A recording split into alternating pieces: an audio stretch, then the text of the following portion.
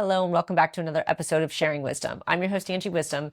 And today I want to ask you, have you ever had maybe a past experience in your life, something that you've worked through, something that you feel like you fully understand now, maybe you've accepted, you've forgiven around, and yet the behavior associated with it keeps coming up?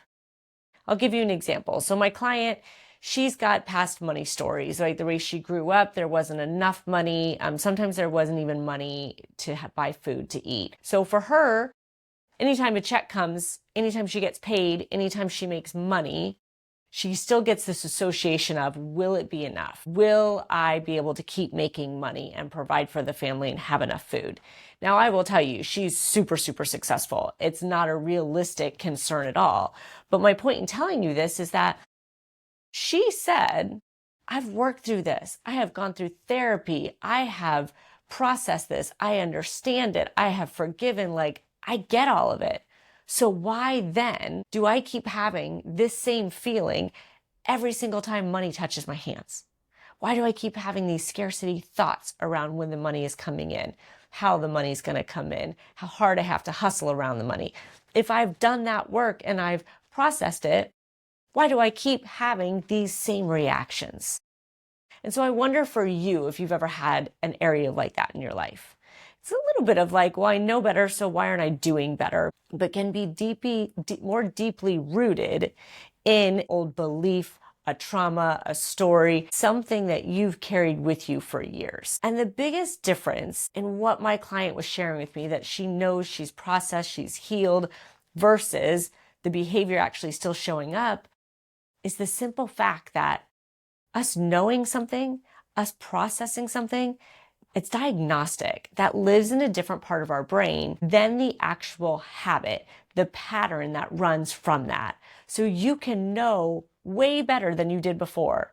Understanding, accepting, processing, you can have all of that buttoned up, years of therapy, and also still be running a pattern associated with that. And that can feel frustrating because you feel like insight should be enough. You feel like, gosh, I've lived this. I've worked through it. I have hashed this out time and time and time again. What more is it going to take?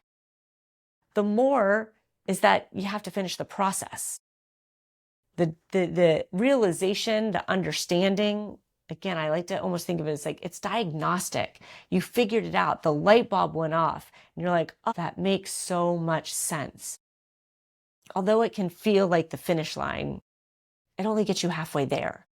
Because there's been a lot of research around this and studies that knowing better, having data, having an understanding, it kind of aligns with intentionality. So if you know better, then you might have an intention to respond differently around something.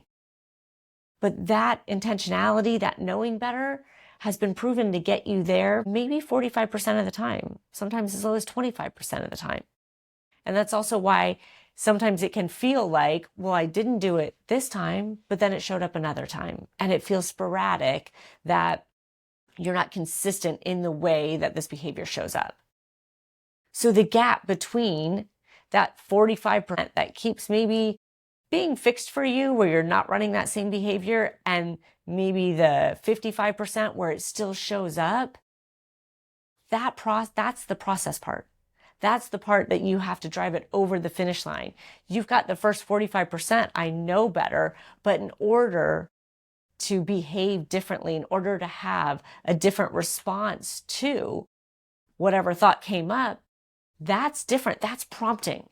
That's where you have to rewrite your story, where you have to prompt your brain and what you want it to think instead of the old way. So for my client, when I asked her, I was like, well, what happens? You get this check, you get this new deal, you get this new opportunity. And what happens? She goes, my mind automatically goes to, well, when's the next one? And how long will this last? Will I have enough? So there's a trigger there for her. Anytime money comes in, anytime a deal, an opportunity is secured, that is the trigger. And then the reactionary pattern happens for her. The work now becomes in going, well, what do you want to think instead? This is the prompting piece. This is the other 55% of the work that's going to get you over the finish line. She has to consciously decide every time that trigger comes up, here's my prompt. Here's what I'm going to choose instead. And the brain can actually match those together, which is just so special because you don't have to interrupt every single time. You don't have to consciously be aware and go, oh, I better catch this. You can find the trigger and match the prompt, and then they start to happen automatically together. So for her, she could think, okay, every time that I get money in, every time I get a deal, an opportunity, that's the trigger. And as soon as that happens, I am going to put this new thought in. It is always going to be, I easily create wealth with my gifts and the value that I bring to the world. That's going to be your new prompt every single time without fail. And what's going to happen over time is that, yes, the knowing that she now understands and the processing that got her 45%, now the other 55% is going to come from her always having that same prompt that is going to rewire the old narrative and the old play that used to show up simply from reaction from that trigger. That's where we close the gap. That's where you finally get to be in a place where you not only know better, but you do better, where you're not feeling like you're still haunted by the same stuff that you've worked through so many times in the past. You can almost think of it in terms of the work that you've done so far, what you've processed, what you have acknowledged, what you've accepted, forgiven, any work that you've done around an old situation, belief, trauma. Think of that as the peace piece, right? Like it's brought you peace. The understanding and the processing and the working through it gave you some sort of peace. But if you want progress, if you want to know how do I continue moving that so that I perform differently, I behave differently, I show up differently in it, that's the actual progress. That's the prompting.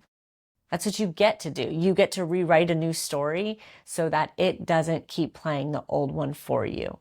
You have to remember, though, that it's not a one and done thing. The prompt that you choose to match the trigger that is going to rewrite your whole pattern is not going to happen just once. It has to happen again and again and again. You need consistency because the pattern that you've been running has been there for years, maybe 5, 10, 20, 30 years. So be patient with yourself. But just remember, every time you prompt yourself, you're choosing progress and peace and eventually getting to that finish line where your past, your old belief is no longer prompting you. Thanks for tuning in to another episode of Sharing Wisdom. I always love to hear your thoughts and your comments, so message me and let me know what you think. And do me a favor, like and subscribe to my channel and send this episode to somebody who you know needs a prompt for their old narrative.